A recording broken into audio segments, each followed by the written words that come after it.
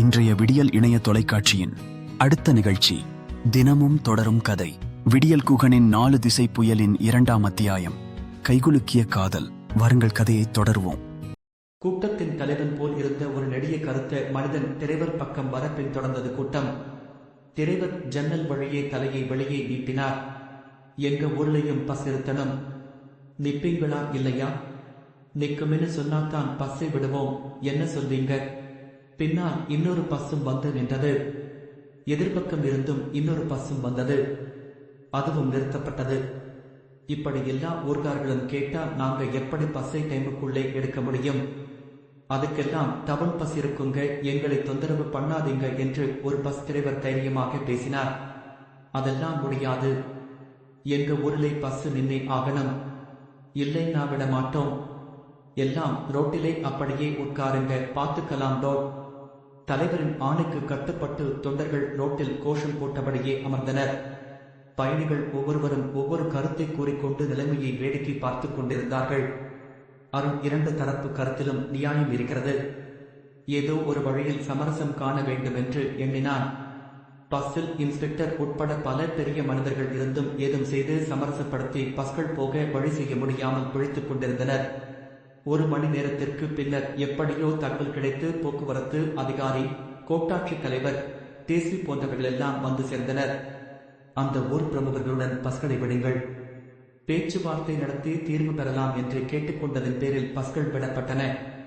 ஊர் போய் சேருவதற்குள் இதென்ன பிரச்சனை மேல் பிரச்சனை வருகின்றன என்று எண்ணியவனாய் தனது இடத்தில் போய் அமர்ந்தான். பஸ் கிளம்பி வேகம் பெற்றது. இன்னும் சில நிமிடங்களில் பஸ் அவன் கிராமத்தை அடையப் போகிறது என்று எண்ணிய போது அவனுக்கு தான் இன்று ஊருக்கு போவதற்கான காரணம் நினைவில் விழுந்தது. இன்று ஊருக்கு போவதற்கு காரணம் கவிதா.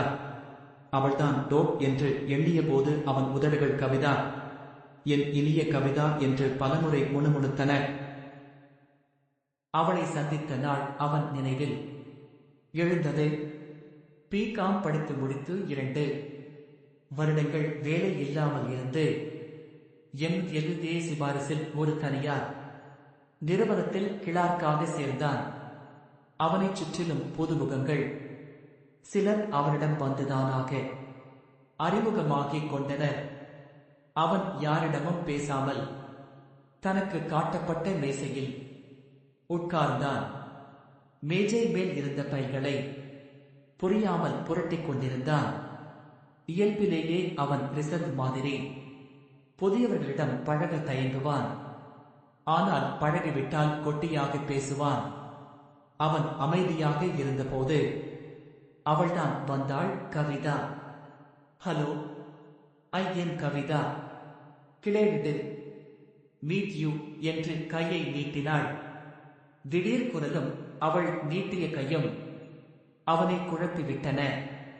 பெண்கள் இவ்வளவு சாதாரணமாக கை கொடுக்கிறார்களா என்று நினைத்து தடுமாறி ஹலோ என்றதும் கையை கொடுத்தான்.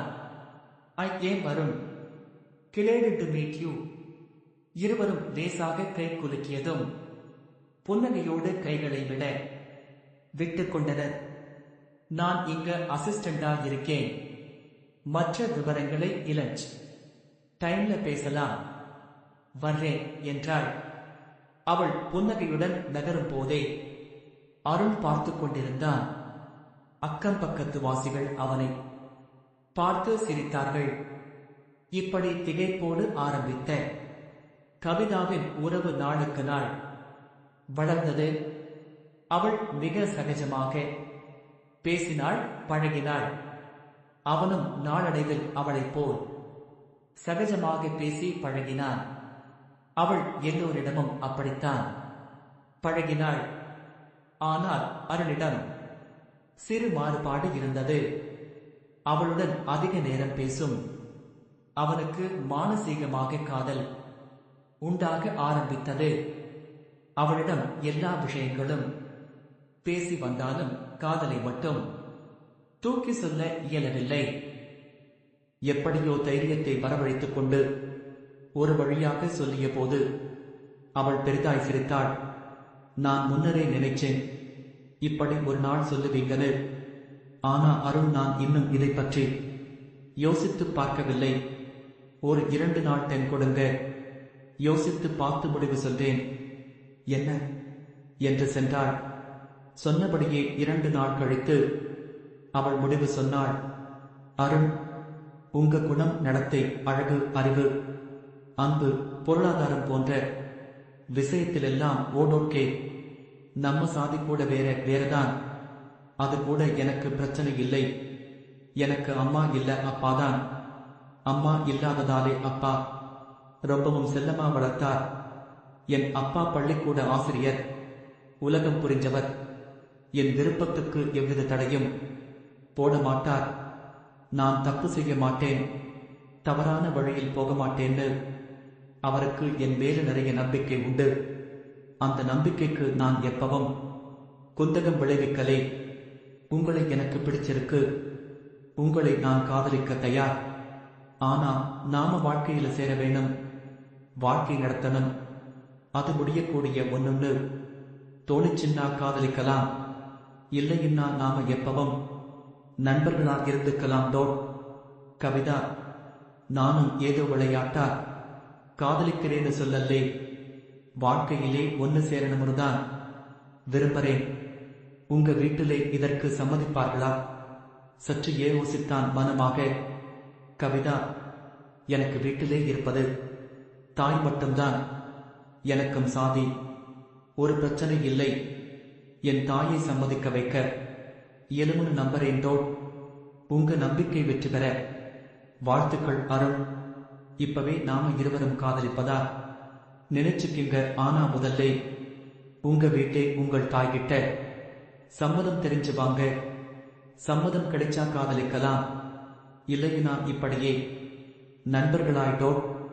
ஓடோக்கே கவிதா, நான் இன்றே வீட்டுக்கு புறப்படுறேன். சம்மதத்தோடு வந்தேன். நிச்சயமா கவிதா, குட் லக். இப்படி புறப்பட்டு வீட்டுக்கு பஸ் ஏறி வந்தவன்தான் அருண். பஸ் அவன் ஊரை அடைந்தது. இறங்கினான்.